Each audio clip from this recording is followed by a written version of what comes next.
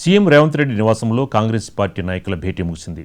Party పదవులు, nominated పోస్టుల భర్తీపై ఈ సమావేశంలో సుదీర్ఘంగా చర్చించారు. పీఏసీ సమావేశంలో చర్చించాల్సిన ప్రధాన అంశాలపై నేతలు ఒక అంచనాకు వచ్చారు. అన్ని అంశాలపై పీఏసీలు తుది నిర్ణయం తీసుకుంటామని కాంగ్రెస్ నేతలు ప్రకటించారు.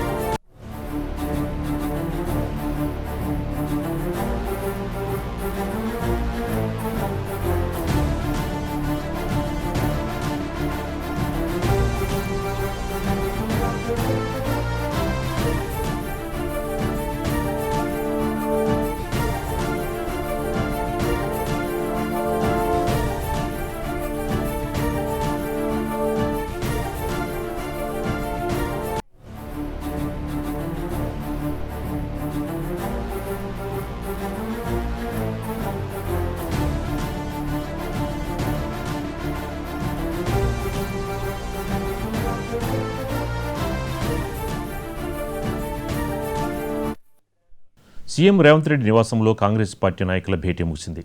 పార్టీ పదవులు, నామినేటెడ్ పోస్టుల భర్తీపై ఈ సమావేశంలో సుదీర్ఘంగా చర్చించారు. పీఏసీ సమావేశంలో చర్చించాల్సిన ప్రధాన అంశాలపై నేతలు ఒక అంచనాకు వచ్చారు. అన్ని అంశాలపై పీఏసీలు తుది నిర్ణయం తీసుకుంటామని కాంగ్రెస్ నేతలు ప్రకటించారు.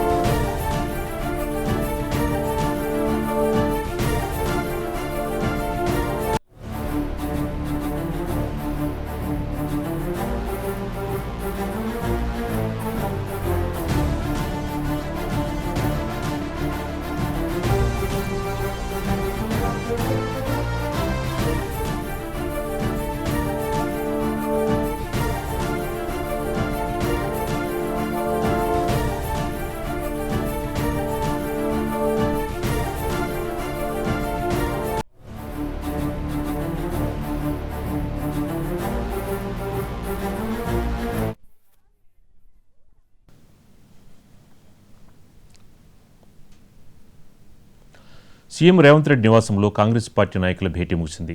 పార్టీ పదవులు, నామినేటెడ్ పోస్టుల భర్తీపై ఈ సమావేశంలో సుదీర్ఘంగా చర్చించినట్టు తెలుస్తోంది. దీనికి సంబంధించి మనకి మరింత సమాచారం మా కరెస్పాండెంట్ హరికృష్ణ అందిస్తారు. హరికృష్ణ, నామినేటెడ్ పోస్టుల అంశంతో పాటు ఏ అంశాలు చర్చకొచ్చి ఉంటాయి?